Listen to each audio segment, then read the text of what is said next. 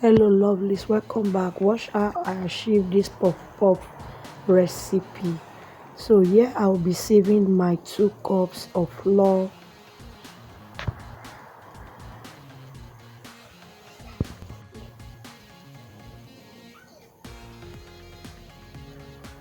I'll add my 4 tablespoons of sugar, 1 tablespoon of yeast, pinch of salt and pinch of cinnamon. So I'll just give it a good mix.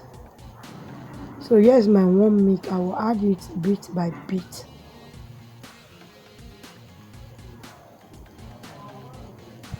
So I added more of the milk and I continue the mixing. So just mix until it is creamy and without lumps. So as you can see, it is very creamy and without lumps. So I'll cover and allow to rest for 1 hour. So it has rested for 1 hour. So I added my oil. I like to heat up. Now I'm going to use my hand to just scoop it in. If you have ice cream scooper, you can also use it as well.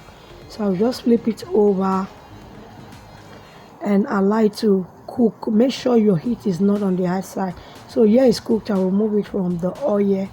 Put in a sieve. Anything you fry, make sure you always put in the sieve so that the excess oil can go out. So I'll repeat the process.